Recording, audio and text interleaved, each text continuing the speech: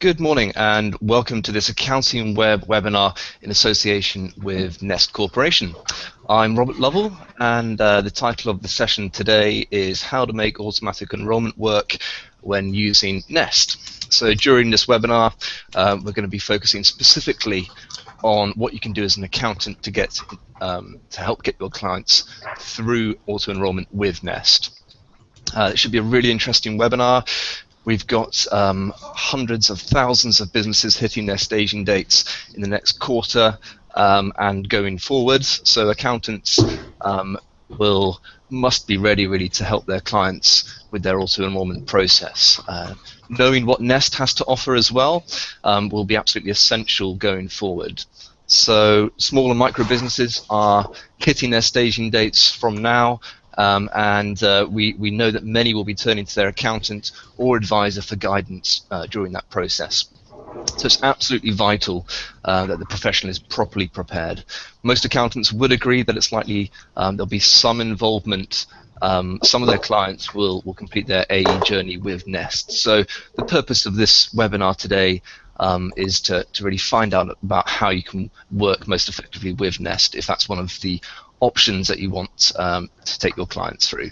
So Nest, National Employment Savings Trust, has been set up by the government especially for auto-enrollment, and it's here to make sure that every employer has access to a workplace pension scheme that meets the requirements. But Nest does a lot more than just meet the regulatory minimum. So it comes with lots of great features and support to help you and your clients as well. So in terms of the agenda today, this webinar will identify some of the key do's and don'ts for accountants, what Nest has to offer and how you can work with Nest. And then we'll have a look at a number of auto-enrollment scenarios and how you might tackle those.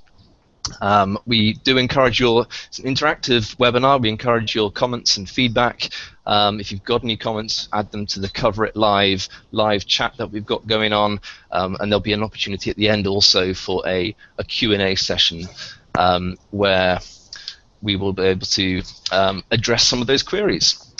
So as I said, we've got a fantastic panel of experts today to help us find out a little bit about Nest. I'm Rob Lovell, as I mentioned. I'm the host today. I'm managing editor of Accounting Web. And I'm also the co-chair of the Bristol Region of Friends of Auto-Enrollment. So I've been writing quite a lot about auto-enrollment for the last couple of years, and I've been very involved in our AE awareness campaign, No One Gets Left Behind. Essentially, I manage the day-to-day output of content on the site. So I'll be asking the panel that we've got here today some of the questions that emerged. And on the Nest front, we've got Paul Budgeon, who is the head of business development. Paul's going to be providing some great insight for us today. Hi there, Paul. Paul's a passionate pensions professional with more than 20 years of experience with leading providers of workplace pension schemes. He's got great expertise in strategy, business development, marketing, and product design. And he works very collaboratively with employers, members, intermediaries, accountants to help deliver much greater member outcomes. So good morning, Paul. Good morning. We've also got on the accountant side, we've got two accountants today. We've got Chris Wallace, who is Managing Director of Visionary Accountants. Chris is a qualified chartered management accountant, and he specializes in working with owner-managed businesses, limited companies who need financial control at an affordable price. So Visionary Accountants was established back in 2008 in the St. Albans area, and they provide offer an alternative to the more expensive traditional high street accountancy practices. Chris has gone through the process with Nest, so it's going to be fascinating to find out what that was like for Chris. Hi there, Chris. Good morning. Good morning. And then finally on our panel we've got Nick Kay, who's a director at Pavilion Accountancy. Nick is sort of closer to the start of his AE journey. So Nick is an accountant. He works with individuals and businesses and business owners to achieve financial freedom and success in their business and personal lives. So as a director of Pavilion Accountancy, based in Cambridgeshire, he provides things like year-end accounts, tax returns, and other services for small businesses. So it's going to be really interesting to talk to Nick about what's on his mind and what options he has for auto-enrollment and where Nest fits into that. So, to kick off the first section, we're going to look at the some of the basic compliance issues. So I'm going to bring Paul in initially from Nest on some of the key do's and don'ts for accountants. So for Paul, there is quite a lot of uncertainty around auto-enrollment, particularly from accountants, in terms of what level of service you can offer your clients, whether you should be giving pensions advice at all, and any other sort of compliance issues. What's the minimum going on here? So essentially the question I've got is, what do accountants need to do to be fully compliant? It's a good question, Robert, and it's a question we often get asked when we're out at events, when we're talking to accountants face to face. It's an interesting question, and it says, what do accountants need to do to be fully compliant? And the easy answer is absolutely nothing. This is an employer duty. Employers, the law of the land has changed, and employers have to be compliant with automatic enrolment legislation. Now, I think it would be fair to say that some accountants have lived through pension stakeholder, and they saw that come and pretty much go as well. However, this is something where we're halfway through. 5 million people have been automatically enrolled, just under 70,000 employers. In the next 2 years, we've got about 1.8 million employers and about 5 million workers to be automatically enrolled into a workplace pension scheme. Now, as an employer, if you don't comply, there are some fines that can be levied by the pensions regulator, and they have done that. I think the last count I saw was about £1,300, £400 fines that had been issued, as well as other things like auditing and compliance checks, etc.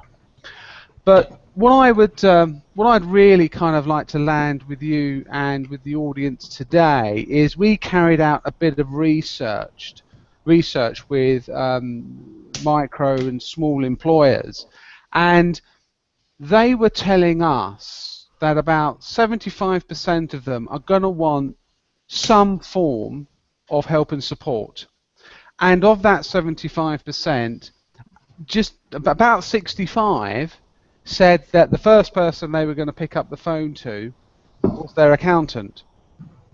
And I think this is a really interesting thing that's happened within financial services. I don't think that would have happened, say, a few years ago. But just imagine if, and I don't know how many clients people have on average, but if you've got 100 clients, that means typically 65 of them are going to be telephoning you saying, the pensions regulator has written to me, I've got a staging date, you do my payroll or my accounts, can you help me out? And I think the decision here for an accountant, when we're thinking about do's and don'ts, is do you get involved and offer that service, which there is obviously a client need, or do you not do that? And I think that's the first question. What is your strategy when you get those telephone calls from your clients wanting to understand a bit more about automatic enrolment? And if there were two things I would say that I think were really important for accountancy firms.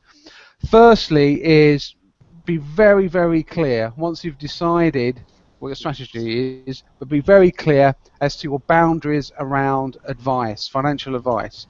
The selection of a workplace pension scheme is non-regulated, and that's fine. However, there are obviously some do's and don'ts about stepping yourself through that selection process to make sure that you as a business can demonstrate due diligence, but you've not strayed into advisory territory. I think that's kind of point number one. Point number two, though, and I genuinely would be interested in the accountants on the line, but as far as I can see it, this is largely driven by your payroll software. It's kind of payroll payroll. Find out what the payroll software provider can do, what they can't do, certainly around automatic enrolment, how much they're going to charge for it, what training's available, etc., etc. At Nest, we've recently developed some protocols to make it a lot easier for certain payroll software providers to integrate and automate with Nest. Check them out, see what benefit that can bring to your payroll bureau or your employer clients. So really, to answer your question, what are the do's and don'ts? Make sure you have a strategy. Make sure you understand the regulatory boundaries, and check out your payroll software. See what it can do for you. Great, thank you very much for that, Paul. In terms of, I mean, some of those areas which you've suggested there are great to kind of prepare for that and to to be in the right position for that. But on the auto enrollment, what would you say the main challenges that accountants will face? I think the first one is what is my strategy? Am I playing or am I passing on this? And a lot of the problems I hear in the market are where people aren't quite sure what their strategy is. Are they going to do a little bit of it? Are they going to do all of it? How much do I charge for it? What is my resource? What is my process?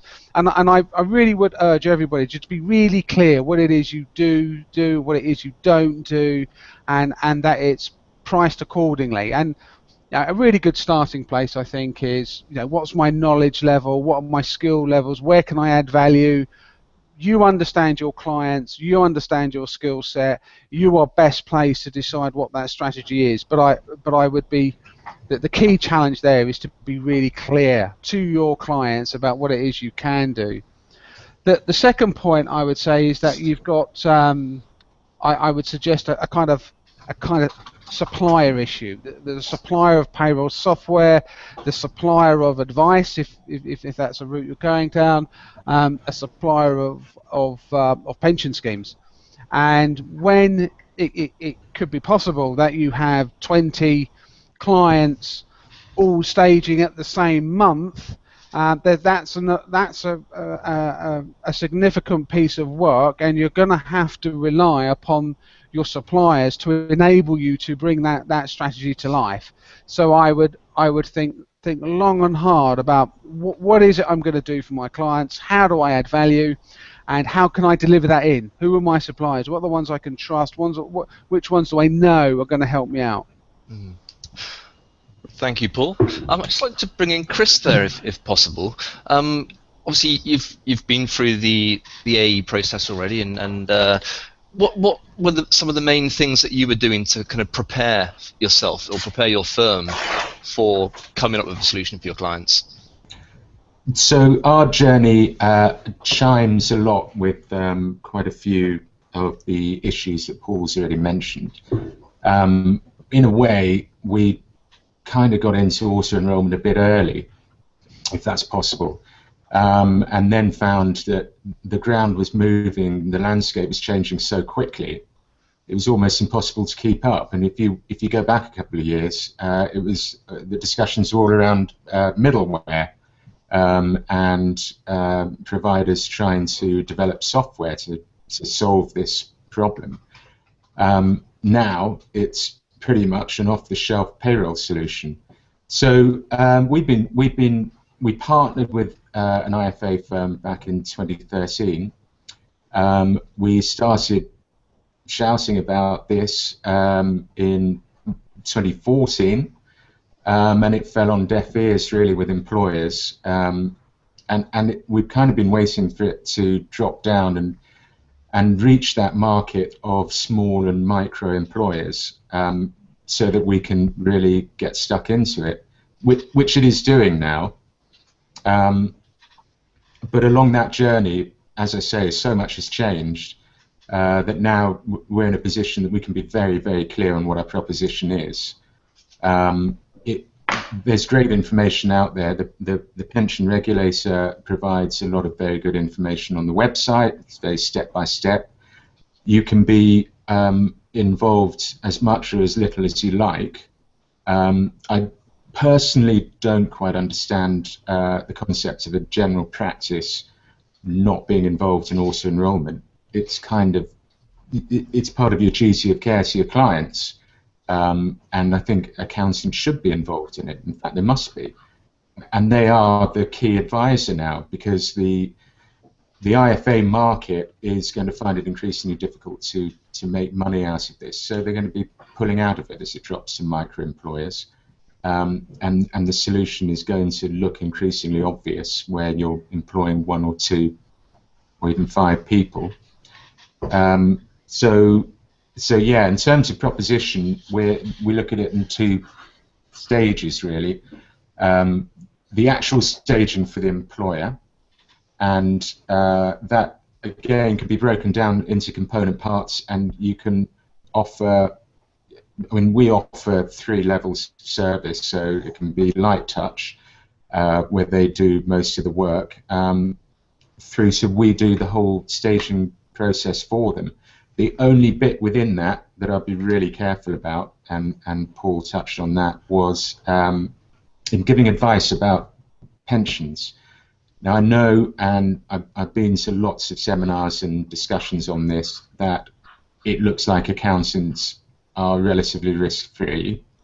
I personally treat it as if that's not the case, and I think employers should be looking at, inverted commas, the whole of the market. They should be considering all of their options. So that's where I think partnering with an IFA really, really adds value, and it's good that they do that, even if they have already fixed in their mind that they're going to go with Nest or something like that. They need to, you need to show that they've really looked at it properly and carried out due diligence on it. Other than that, accountants can do most of this, and I think should be doing most of this. And it's, once staged, it's a software solution. I mean, Sage announced that they've got a one-click data set up with Nest. They just announced that, I think, this week or last week.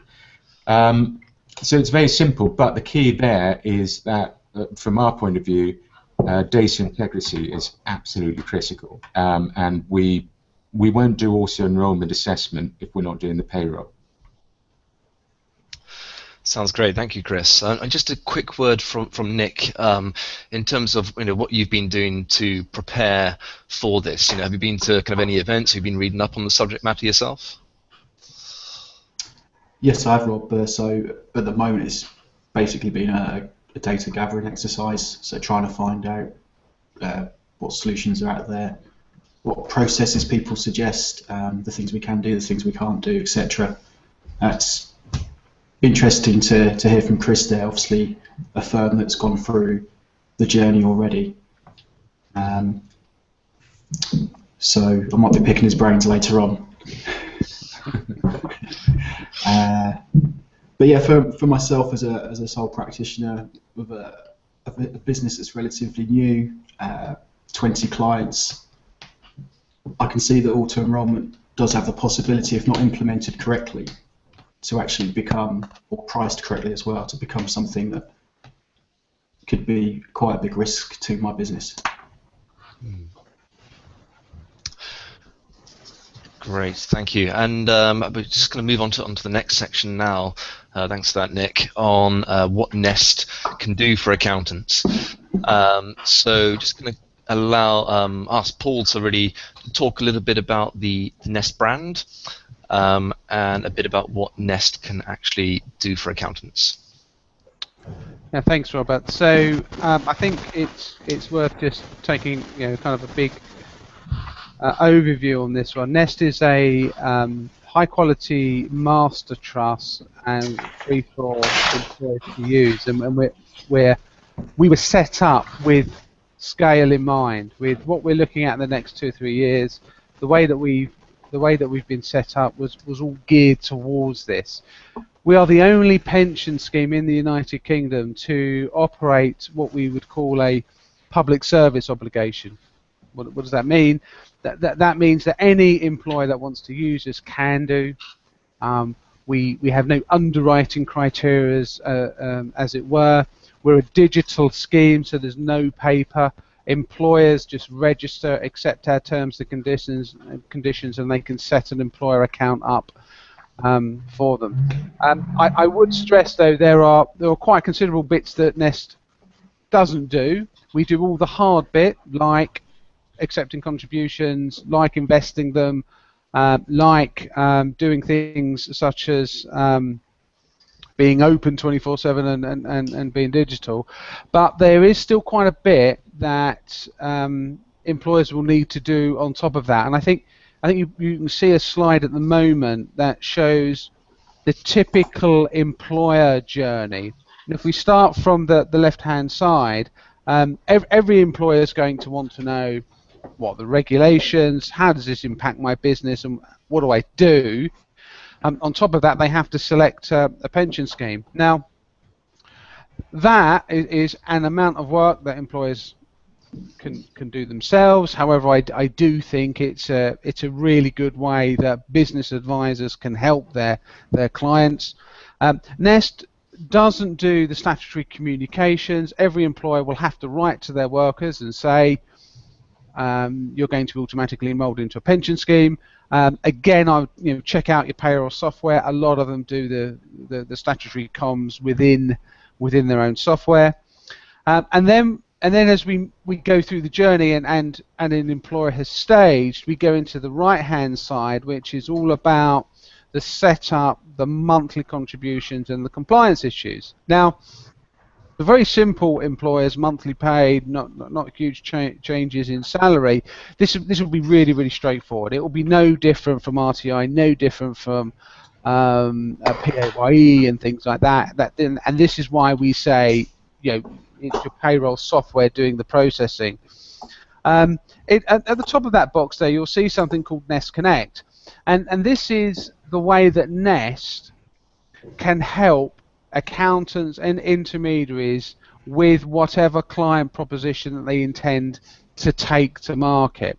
And effectively what Nest Connect is an online hub which you would set up as ABC accountant on the Nest system, and then you would be able to set up an employer account on behalf of your client.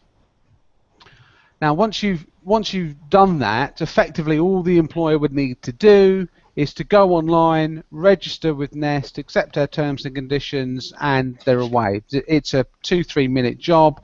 You can do the stuff around setting the scheme up if that's what you want to do. Once set up, though, you need to manage the scheme. You need to put in some new entrants. You need to put some contributions in, and that's the middle icon there, managing the scheme. And then after 5 months off the staging, you have to do a declaration to the pensions regulator to say that you've done everything correctly. And Nest Connect is what I would classify as an enabler. It enables accountants to offer services to their clients, whether it is light touch or full Monty, set up monthly uploads plus compliance, or whether it's just the monthly bits. The thing all about this is, accountants know their clients really, really well. They know their business. They know their skills. They know their knowledge base. Nest Connect is an enabler that gives you the kind of like the Nest franchise to enable you to plug a gap in a proposition about automatic enrolment. Now, how you do that, how you charge for that, how you roll that out to your clients, entirely down to you. You're better off talking to the other two chaps on the line about this one. The one thing I would say, though, is that so far we've got about 4,500 organisations signed up for Nest Connect. The vast majority are accountancy related, and they are, within that are about 9,500 employers. So it's a big growth area. Lots of people are signing up. Lots of people are checking it out and weaving it into their proposition. That's not to say if you know, you can check out the market and there's lots of other pension providers out there, and there's lots of good stuff you can have a look at that to make a decision. I'm just saying that we designed Nest Connect specifically to help with intermediaries who want to offer an automatic enrolment proposition to their clients. Fantastic, thank you, Paul. And just briefly, if you could, you know, Nest's experience so far. Could you just tell us a little bit about, you know, how it's been, you know, going to market and what the general experience has been? Yeah, no, it's a really good question. For those of you who have a keen eye on publications from the National Audit Office, which, you know, it's got to be all of us, isn't it? We're all keen about that one. We recently had a review of the pensions reform agenda, looking at the pensions regulator, looking at the Department of Work and Pensions, and specifically looking at Nest. And we got a great signed off bill of health. This is working really well. Nest to date, within 3 years, is working with just over 35,000 employers from a standing start, 2.5 million members. Our opt-out rate is well below the national average, about 8%. And as I said before, we're working with about 4,500 organisations through Nest Connect as well. So yeah, the report card is great. It's probably better than we'd actually hoped for.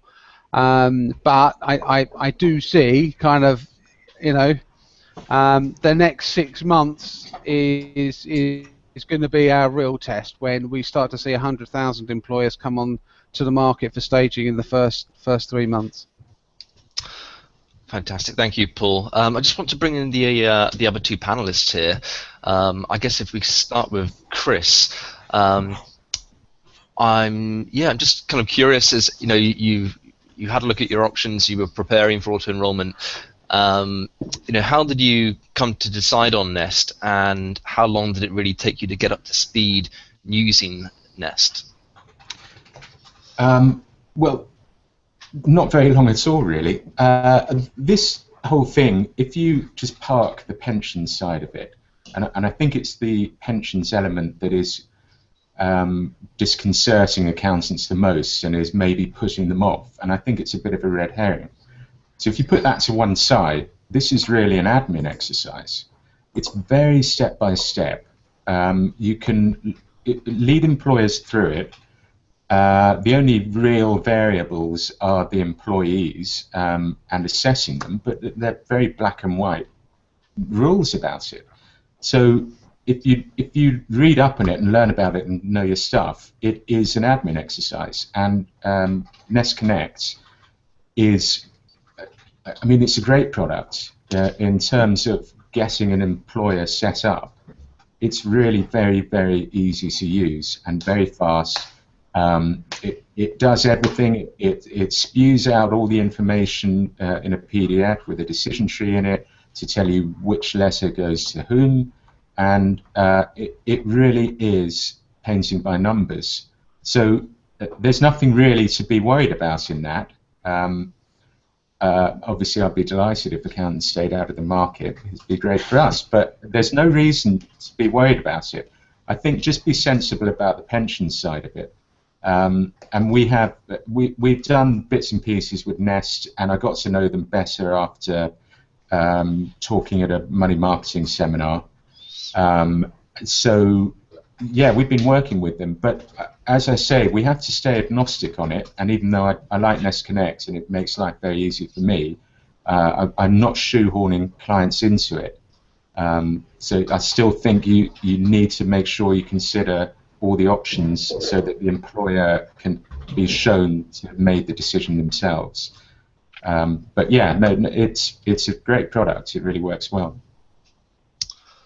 Thank you, Chris. And over to Nick now. Now that you know a bit more about the compliance and the Nest solution, what are your kind of main options? What are you considering for your clients, Nick?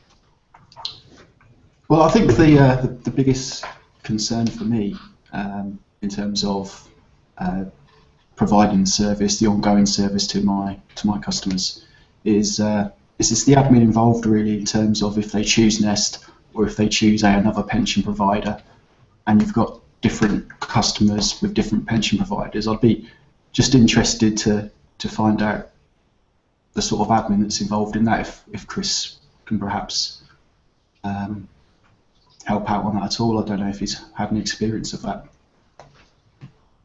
Well, I think that, again, is where the IFA relationship is really important, and keeping them involved. When it becomes a more bespoke scheme, I mean, if I set out a kind of pretty average scenario when you're down at the micro level, it might be one or two directors who might be husband and wife, directors, owners, and they might have 1, 2, 3 staff. We would say, right, come and see the IFA, talk about your directors' executive pensions, set up something qualifying that is good for the client anyway, and as the owner of the business, they should have a decent pension scheme set up, which it might be something a bit more bespoke than Nest. It probably would be. I mean, if you're talking to directors, you're talking about an IFA managed scheme, really. And then you've got the tax efficiency for your client of getting funds out of a limited company and pension contributions. And then for their staff, you can do something a bit more off the shelf if that's what they choose to do. And if that's Nest, you've got the IFA looking after your directors and your owners, and you've got you can set up the Nest scheme or whatever it may be on behalf of the employees. Yeah, some are not as straightforward as others, but then you decide whether you want the IFA to do it, and they'll charge accordingly, and you stay out of it. Great, thank you, Chris. That's really great information. Just want to remind everyone who is watching the webinar, please do keep the questions coming in. We've had a few already. One which actually I was going to direct to Paul. In light of what's going to be happening with the capacity crunch, what's Nest's kind of main offering going forward, and how can Nest really cope with that capacity crunch that's coming along the way? Yeah, so it's a really good question, and it's one that we are getting quite a lot now. I mean, I think the best way to answer that is let's just remind ourselves that our mission statement 3-4 years ago was quite clearly to deliver a high quality qualifying workplace pension scheme using scale. And when one thinks of that, we then very quickly come to we must be digital. We have a you build to us model. So an employer comes to us, accepts our terms and conditions. There's no paper. Therefore, the analogy I would use is that we've built thousands of plugs, and the employer turns up with their plug, and they plug into us, and that's how we run it. So we're very reliant upon the employer doing that. We're very reliant upon getting data in the right format, in at the right time. But again, that goes back to how we work with payroll software providers. So our strategy is very clear, always built for scale, always built for digital, but we work in partnership with employers and with payroll software so that we can meet that capacity crunch as it occurs, and we regularly update this with our third-party administrator. So we're very confident that we've got the right model and we've got the right resource available. Great, and just another question, Paul, that's also come in about, I guess, what Nest is all about. Someone has asked, JJ has asked, is Nest a government-sponsored pension or a private company? Again, it's a very good question. I'll give you the long version. Nest is a non-departmental government body. For those of you who don't know what that is, and you would be forgiven in not understanding what that is, but effectively we are government-backed. we operate at arm's length from government, but we do report into the Department of Work and Pensions, who then obviously reports into the Minister, who reports to Parliament. So we're not private, if that, to answer the question quickly. Okay, great. Thank you, Paul. I'm just going to move on to a bit of scenario modelling now, just for 10 minutes or so, and then we've got plenty more questions which have been asked, so we can do keep those coming in if you are watching the webinar. We'll try and get onto those after we've just gone through a couple of typical scenarios that might happen to an accountant and what they should do about that. So the first one is my client has approached me with a letter from the pensions regulator. What do I do next? It's often, that's the point, when for a lot of accountants who might not be as well prepared for auto enrolment, the first time they really hear that their clients are likely to be staging. So in that situation, I suppose this one's really aimed towards you, Paul, again. What would you do next in that situation?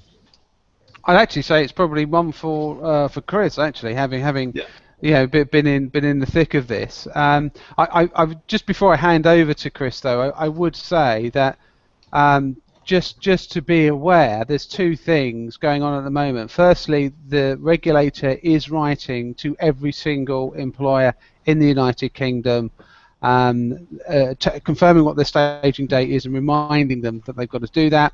At the same time, you may have seen the advertising campaign that the department has put out on mainstream media, working, raising awareness of automatic enrolment with employers, and that this is happening. This is going to affect them. They do need to prepare and meet the challenge face on. But I'd actually refer that to Chris. Chris, over to you. Yeah. Okay. So, well, if we can go back a little bit, what we did is we worked out all of our clients' staging dates quite a long time ago, and we started the communications process with them at about 15 months before the staging date. We started writing to them. Then at 12 months, and then we're really pushing them. I don't think your first point of contact with your clients about auto-enrollment should be them waving a TPR letter at you. But that aside, if it is, jump in and get involved. And the first thing to do is say, go on the TPR site, nominate your point of contact. As an accountant, you can suggest that you're a point of contact so that you're involved, and then tell them to just have a read through and see what it's all about. And once they've done that, they can have a more in-depth conversation with you, and you can then work out how much help they want, whether they feel comfortable to do it themselves, and get it set up. But you really have to push your clients to do this stuff, because they will leave it to the last minute, and that is not good for anyone. This takes planning. I mean, it doesn't take as long as it used to take, and you can set schemes up fairly quickly, but you don't want to be leaving it to the last minute. You need to give yourself a few months breathing space on it. If I could just jump in there, Robert, I think that's a really good point about accountants being on the front foot, and we have seen a number of people sign up for Nest Connect, and they've set their employer accounts up for their clients a couple of months in advance of their staging dates. They know the staging dates of their clients. They know they're going to have 20 in March or April, whenever it is. They've got on the front foot, and they've created those accounts already on the Nest system, so that you've got all your ducks aligned, ready to go when you're due to stage. I haven't seen as many as I'd like to. I've got to be honest. I would prefer to see more accountants with a spreadsheet of all the staging dates of all their clients, and a kind of project plan of how they're going to do it, setting it up on Nest Connect or whatever pension provider they're using. I absolutely concur with Chris there. The first time a client hears about automatic enrolment and the services you can offer should ideally be coming from the accountant, not from the regulator.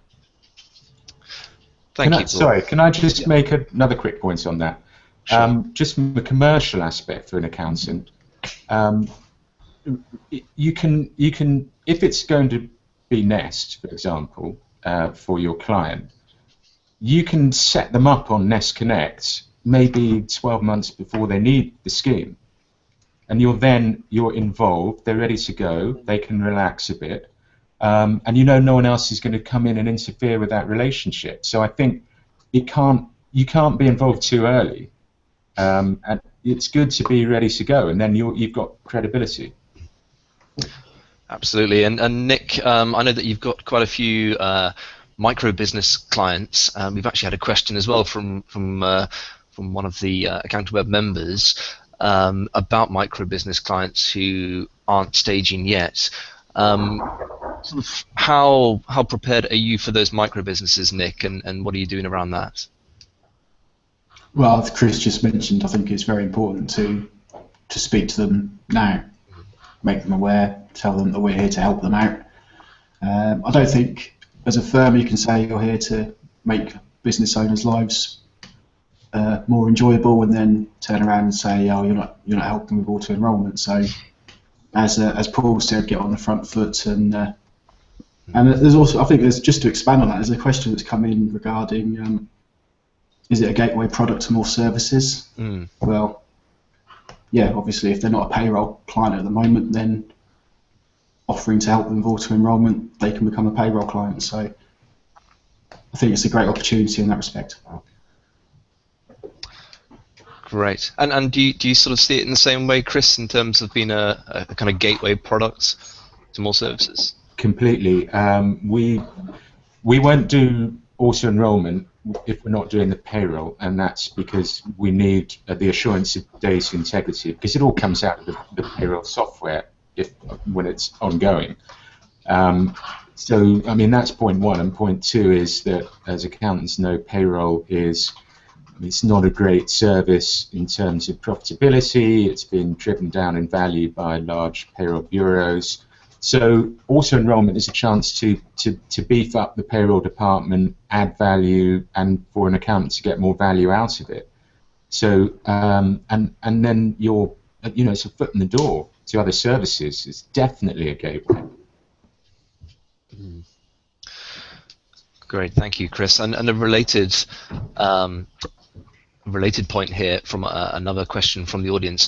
How important is it that you do payroll for AE clients? And that is towards either Nick or Chris. Crucial. You can't risk poor data coming out of the payroll or errors. I just don't see how you can do the ongoing auto enrolment piece if you're not doing the payroll. I just wouldn't do it. It's not worth it for us. It's too risky. The data is really important. Can I just jump in there, Robert? Sure. This question of data is so important when we get into doing the monthly contribution schedules or uploading new members or whatever it is. Nest has been very clear. We need one set of data. We need it in a particular format. And it doesn't change for any of the 36,000 employers. That's the only way we can cope with things like scale and capacity. Recently, though, I think Chris alluded to, some of the payroll software providers have now automated and integrated their payroll software solutions much more with Nest using API. Technology, so we're getting almost to the RTI version of pensions. I mean, it's not quite there yet. I'd urge everybody to check out their payroll software provider to see what they can do. But if an employer does have the payroll software, that does do that. Life is a lot easier. But I would say, number one thing though about pension scheme administration is get the setup right first. The most popular form off the Nest website is, what information do I need to set an employer account up for Nest? Bit of a long title for a form, I grant you, but it's about 6 pages long, worth its weight in gold. Get your clients to fill that in. You'll have to go back to them because they won't fill it in completely, and you'll need to get the rest of the information. But get the setup right first. Then the payroll software does all the heavy lifting. Great, thank you, Paul. And just onto another scenario now. If one of your clients comes to you with a TPR letter but has already got a decision in mind about what solution to use, what should you do in that sort of situation? I guess that would be probably towards Chris again, if you could answer that one. Well, I think it's just uncover what was behind their decision-making process, make sure it's robust, and then if it is, and they've considered their options and they're decided, and it works, then it's just a question of what level of involvement they want from you, really. And so it always comes back to the same question, you know, what bits do you want to do and what bits do you want us to do? Mm-hmm. Chris, sorry, just to ask a quick question there. Is there a risk taking that approach that you could end up having 10 different processes for 10 different customers if they've all decided to do it their own way and want you to do different things for them? Well, on the staging piece, it's it does break down, some of it, or a lot of it breaks down fairly neatly into modules, if you like. So I think it is possible that you can do bits and pieces for them, and that process is generic. But obviously their employees are the key, you know, how many employees, how complicated, have they got lots of casual workers, you know, are you going to have a few spanners in the works there? But you can go in and assess that and then decide from there how you're going to price it and roughly how much work it's going to be. But I think the fact that they've decided which way they want to go on pension is irrelevant to that. In fact, they've done you a bit of a favour there, because genuinely you can demonstrate the employers made their own choice. Thanks, Chris. And another question perhaps pointed back to you, Chris. If you mentioned sort of working with an IFA earlier, but let's say a local IFA has called one of your clients to talk about partnerships. What would you do in that sort of situation? I think it's good for accountants to be partnered with IFAs. I think accountants can add to the IFA proposition. We've worked in cases where this would be for larger employers. An IFA has gone in with a proposal on auto-enrolment, and there's another IFA also with a proposal, and we said, well, look, add us to your proposal that once you've done your bit and they've staged, that the ongoing assessment and can be dovetailed with your solution. And that was a value add for the client, because the other IFA wasn't offering that. They were talking about helping to stage, but then they were going to walk away, you know, after that. So then what happens? So I think accountants can add a lot of value to IFA propositions. So yeah, definitely have conversations with IFAs about it. I'd just like to jump in there, Robert, if you don't mind, just to Sure. add to that. So there's been a lot of debate about, you know, how much should I charge for these services? Should I charge at all? I mean, I hear that from accountants a lot, saying, "Oh, I've got to do this for free."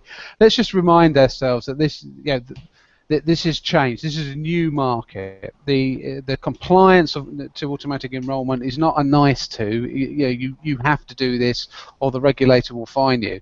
The other thing is, and I'll be, you know, to quote Oscar Wilde, there are people that know the price of everything and the value of nothing, and I really do think you need to have a good look at yourself and say, you know, where do we add value? You know, how much additional work am I doing for this? What's the opportunity cost? And the IFA, what are they doing for it? Where do they add value? The vast majority of IFAs now are on time-costed basis, so it's really clear what it is they do and what it is they don't do. And I think ultimately the market will decide what is a fair price and what is a fair value. And if an employer doesn't want to do it and walks away from it, then hey, they've got the regulators to go and talk to. Great, thank you, Paul. We're just going to move now on to the final part of the webinar, questions and answers. We've asked a few already throughout the presentation so far, but we've got plenty more to get through now. So if you've got any more questions, please do ask. We will certainly try and get to as many as we can now. Any left over, we can perhaps put those to the guys after the webinar, and we'll put something up on Accounting Web, perhaps on any answers, if there are any leftovers. So in the meantime, I guess we'll get on to the first question of the Q&A session. It's actually a bit of a follow-on from the question earlier about whether or not Nest was a government-sponsored pension or a private company. This has come from JJ, and he wants to know about the government guarantee contributions. So I guess that's one for you again, Paul. The government guarantee contributions? Don't understand the question. I'll answer it this way. So the legislation in the Pensions Act 2008 said effectively kind of two or three things. The first thing is every employer has to automatically enrol their eligible workers into a qualifying pension scheme. They have a minimum contribution in which they are to pay on behalf of their workers. That minimum, at the moment, it's to 2%, but 1% from the employee, 1% from the employer. That is then phased and goes up to 5% from the individual, and that includes 1% tax relief, so effectively it's 4%, and 3% from the employer. So the key thing about the legislation was get into a pension scheme, start saving, and then phase up the contributions. I think that's where that question was going, but that's a legislation thing. That's not a Nest thing or a pension scheme thing. Mm. Okay, great. Thanks for clearing that up. And then there was just another question on how do clients using basic HMRC filing tools file with Nest? So that's a really good question. So you can interact with Nest on a number of different ways. If you are using the HMRC kit, the best way you can interact with Nest is to do it direct. So sign up. Go onto the Nest website, press sign up for Nest. It won't take you long to do that, and then you can tap the worker information directly onto our system. There are no automated links that you would get with some of the other payroll software providers, but you are completely able to use Nest direct straight onto our system. Great. Thanks for that, Paul. And just to mention, at the bottom of the webinar page, you'll also see a couple of links. So do take a look at those. They'll give you some more information to check out. We've just got a couple more minutes. There's a big question here from Martin. A PI broker has confirmed he can offer AE payroll services, but not to advise employer on choice of pension. What is regulated? What is not? It's a really good question. I think Chris is smiling in the background there. I tell you the best way to do it is to look at the ICAEW website, which has a whole page on the regulatory issues and boundaries. And this goes back to something I said right at the beginning. What is it you do? What is it you don't do? I mean, in very broad terms, the PI broker is very clear about that. It is advice. Advice is I have reviewed your situation and I recommend to you X, Y, Z. The legislation is very clear, saying the selection of a qualifying workplace pension scheme is non-regulated. Those are two very different things. However, I would refer to Chris here. There is a duty of care. There is some due diligence that accountants need to think about. It's their business. It's their risk.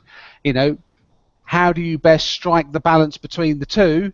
I think is the key thing. But my first port of call was check out the ICAW website about their views on regulatory advice and reassurance. But Chris would probably be better at that than me. Well, my understanding is pretty similar, and this question has come up time and time again.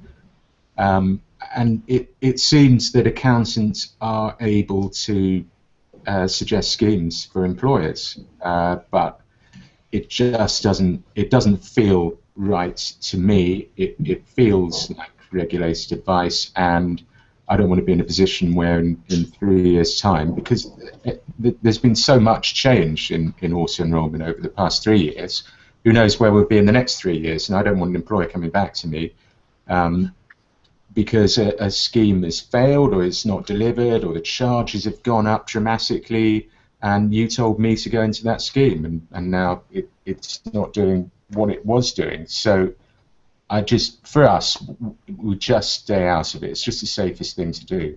And there are plenty of IFAs out there you can partner with who are regulated and can give this advice. There are also some interesting online offerings as well that people can have a look at. You can check out the regulator's website. That they've got some good stuff there. There's something called there is something called the Master Trust Assurance Framework, run by the TPR in conjunction with ICAW. That's quite a good audit on controls and process. I'd urge people to check that out. But I think, do you know what? It comes down to, if you are prepared, shop around. There's a very competitive market for pension providers. You need to have a look at what your overall objectives are. It's a bunch of things all added up that comes to a particular answer. Yeah, can I just add something as well? I think there's also something out there called the Pension Playpen as well, which is almost like a comparison site for pensions. So you can direct your clients there, and they pay a fee, and it's almost like an online IFA for businesses that perhaps can't afford to pay what a normal IFA would be charging. Yeah. Thanks, Nick. And just a lot of accountants watching this are probably going to be in a very similar situation to you, Nick. I'm just to kind of wrap things up, really. Are there any questions on your mind for either Chris or Paul that you might have that can sort of finish up the webinar on now?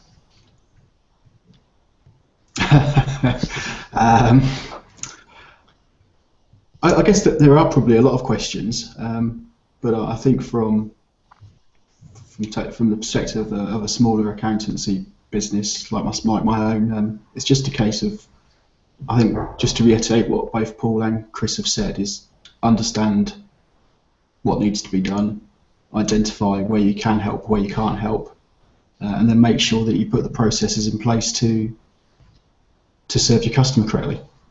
Mm. Great, that's great advice. And yeah, we're kind of at the hour point now, so we're going to have to wrap things up.